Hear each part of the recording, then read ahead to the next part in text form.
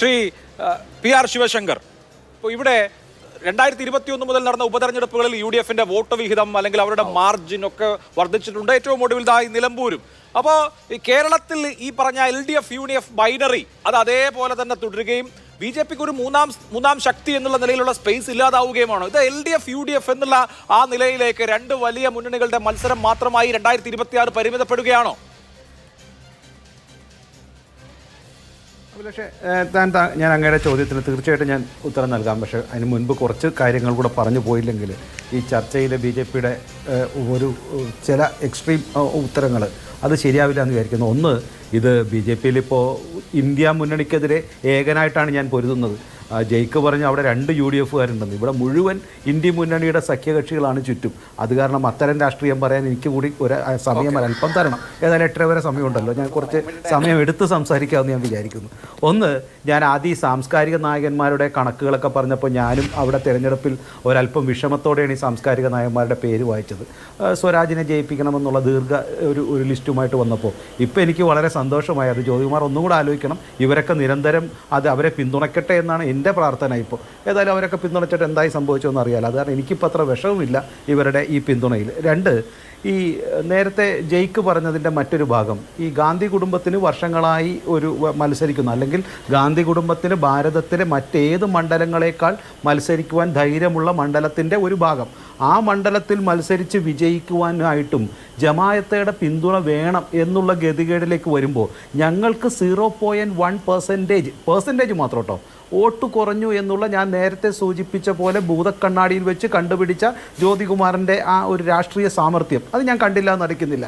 പക്ഷേ യഥാർത്ഥത്തിൽ നമ്മൾ മനസ്സിലാക്കേണ്ടത്, ഷിബു എല്ലാം നേരത്തെ പറഞ്ഞൊരു ലെഗസി ഉണ്ടല്ലോ, ആ ലെഗസിയെ എങ്ങനെയാണ് കഴിഞ്ഞ 2 തിരഞ്ഞെടുപ്പിന് മുൻപിൽ രാഹുൽ ഗാന്ധിയുടെയൊക്കെ തിരഞ്ഞെടുപ്പിൽ കൊടി പോലും പിടിക്കരുത് എന്ന് പറഞ്ഞ ചങ്ക് പറിച്ചു കൊടുത്ത ലെഗസിയെ മാറ്റിവെച്ച ചരിത്രവും നമ്മൾ കണ്ടു. അപ്പോൾ കഴിഞ്ഞ 2 തവണയും ഈ ലെഗസിയൊന്നും അവിടെ വർക്ക് ചെയ്തില്ല. അതല്ലെങ്കിൽ വർക്ക് ചെയ്തപ്പോൾ ഏതാണ്ട് 1 ലക്ഷം വോട്ട് കിട്ടി. ഇപ്പോൾ അദ്ദേഹം ജ്യോതി പറയുന്നത് പോലെ വലിയ നേട്ടം പിടിച്ചപ്പോൾ 77,000, ഏതാണ്ട് 25,000 വോട്ടിൻ്റെ കുറവും വന്നു. എന്നിട്ടും പറയുകയാണ് BJPക്ക് 0.01% വോട്ട് കുറഞ്ഞു എന്നതാണ് ആരോപണം. അപ്പോൾ നിങ്ങളുടെ ഈ കുറവിന് ഒരു പ്രശ്നവുമില്ല. എന്നിട്ടും പറഞ്ഞു നോക്കൂ, കുഞ്ഞാലിക്കുട്ടിയും മറ്റും എണ്ണയിട്ട യന്ത്രങ്ങൾ പോലെ ജീവിതത്തിൽ ഒരിക്കലും മറ്റ് സ്ഥാനാർത്ഥികളെ പോലെ വോട്ട് മേടിക്കാൻ വേണ്ടി രാവിലെയും വൈകുന്നേരവും വീടുകൾ കയറി ഇറങ്ങി. എന്നിട്ടുമാണ് ഈ വിജയം വന്നിരിക്കുന്നത്. ഇവിടെ ഏറ്റവും ശക്തമായ ആൻറ്റി ഇൻകംബൻസി ഗവൺമെൻറ്റിനെതിരെയുള്ള ശക്തമായ തരംഗമുണ്ടായിട്ടും അത് നേടിയെടുക്കാൻ പറ്റിയിട്ടില്ല. എന്നിട്ടും BJPയുടെ 0.1% കുറഞ്ഞു എന്നാണ് ചോദ്യം. നമ്മൾ മനസ്സിലാക്കേണ്ടത്, ഈ ദേശീയ രാഷ്ട്രീയത്തിൽ ഈ സംസ്ഥാനത്തിന് നൽകിയ ഏറ്റവും വലിയ വോട്ട് അതുപോലും പിടിക്കാൻ പറ്റിയില്ല.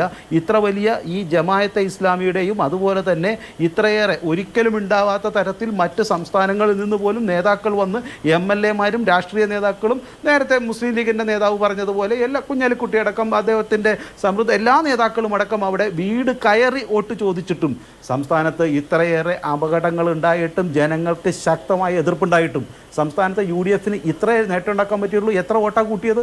അപ്പോൾ ഇതൊരു രാഷ്ട്രീയമായ വിജയമല്ല എന്ന് BJPയുടെ വാദമുഖത്തെ അംഗീകരിക്കുന്നതാണ് ഇവരുടെ വാദമുഖങ്ങൾ തന്നെ നിരന്തരം പറയുന്നത്. അത് ഇത്രയേറെ പ്രവർത്തനമില്ലായിരുന്നെങ്കിൽ ഇവർക്ക് വളരെ മോശമായ ഒരു റിസൾട്ടായി തീരുന്നതിനെ ഇതല്ലേ സൂചിപ്പിക്കുന്നത്. അതുകൊണ്ടാണ് ഞാൻ പറഞ്ഞത് ഒരൊറ്റ കാര്യം കൂടി. ഈ എനിക്ക് എത്ര മിനിറ്റ് കിട്ടും ഞാനത് ചോദിക്കാൻ ആഗ്രഹിക്കുന്ന ഈ കഴിഞ്ഞ 2 തവണ ഇപ്പം അദ്ദേഹം പെർസെൻറ്റേജ് വോട്ട് പറഞ്ഞു, ഞാൻ പറയേണ്ടെന്ന് വെച്ചിരിക്കുകയായിരുന്നു. അവർ ഇത്തവണ കിട്ടിയത് 77,737 വോട്ട്. കഴിഞ്ഞ 2021 എത്ര കിട്ടിയത്? 76,834. 903 വോട്ടാണ് കൂടുതൽ കിട്ടിയേക്കണത്. ഇത്രയൊക്കെ ചെയ്തിട്ടും അതായത് തങ്ങളുടെ ഏതോ 16, 20, 40 സഖ്യകക്ഷികളുമുണ്ട്. ആ സഖ്യകക്ഷിയുടെ പുറത്ത് ഇപ്പോൾ ജമാഅത്തിയെ പോലൊരു വലിയ സഖ്യകക്ഷിയെ തേടുന്നു. മറ്റ് മുന്നണികളിൽ നിന്നെല്ലാം വോട്ട് മേടിക്കുന്നു. വലിയ രീതിയിൽ സാമ്പത്തിക പ്രവർത്തനം നടത്തുന്നു. പിന്നെ ഇപ്പോൾ അൻവറിൻ്റെയൊക്കെ വിജയം നമുക്കറിയാം. കളങ്കിത പണത്തിൻ്റെ കുത്തൊഴുക്കായിരുന്നില്ലേ കഴിഞ്ഞ കുറച്ച് ദിവസങ്ങളിൽ, അവസാനത്തെ ദിവസങ്ങളിൽ. അപ്പോൾ നമുക്കറിയാം. എന്നിട്ട് അവിടെ ഒരു അന്വേഷണം നടത്തിക്കഴിഞ്ഞാൽ ശക്തമായ എതിർപ്പുണ്ടാക്കുന്നു. CPM-ഉം പോലീസും അതിന് കൊടുക്കുന്നു. കാരണം വേണമെങ്കിൽ അൻവർ വോട്ട് പിടിച്ചോട്ടെ, ആയിക്കോട്ടെ UDF-ന്റെ ഇന്ന് അവസാനം ഏതായാലും തോറ്റു എന്നുള്ള ഉറപ്പായിരിക്കുന്നു. ഇതല്ലേ അവിടെ നടന്നത് യഥാർത്ഥത്തിൽ? അത് ശ്രീ അഭിലാഷിനും അറിയാം, ഇവിടെ പങ്കെടുക്കുന്ന രാഷ്ട്രീയം അറിയുന്ന ഏതൊരാൾക്കും അറിയാം ഇതായിരുന്നു സംഭവിച്ചത് എന്ന്.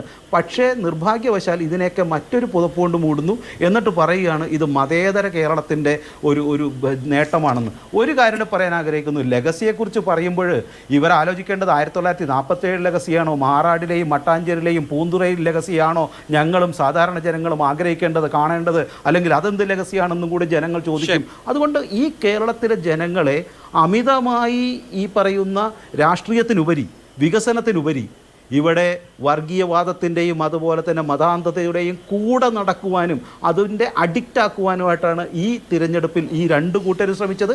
അതിൻ്റെ ഭാഗമായിട്ടുള്ള വിജയമാണ്. പക്ഷേ ഇത് ആത്യന്തികമായിട്ടല്ല എന്ന് ഞാൻ ഉറക്കുന്നു. ഇത് കേരളത്തിൻ്റെ വിജയവുമല്ല, ഈ സംസ്ഥാനത്തെ ഒരു പ്രത്യേക വിഭാഗത്തിൽ അല്ലെങ്കിൽ ഒരു പ്രത്യേക മണ്ഡലത്തിൽ മാത്രം നടക്കുന്ന ഒരു പ്രതിഭാസമായി ഞാൻ അതിനെ കാണുന്നു. ഇതിനെ കേരള ജനത തീർച്ചയായും പഠിക്കുകയും ഇതിന് വിരുദ്ധമായ ഒരു വലിയ തിരഞ്ഞെടുപ്പിൽ, അതാണ് താങ്കൾ പറഞ്ഞതിൻ്റെ ഉത്തരം, ഈ തിരഞ്ഞെടുപ്പിൽ നിന്ന് പാഠം ഉൾക്കൊണ്ടുകൊണ്ട് മറ്റു മണ്ഡലങ്ങളിൽ, ഞങ്ങൾക്കും പല മണ്ഡലങ്ങളിലും വലിയ വിജയസാധ്യതയും ഞങ്ങൾ 1ാം സ്ഥാനത്ത് എത്തിയ 10ഓളം നിയോജക മണ്ഡലങ്ങളും 2ാം സ്ഥാനത്ത് ചെറിയ മാർജിനിൽ നഷ്ടപ്പെട്ട 10-20 മണ്ഡലങ്ങളുമുണ്ട്.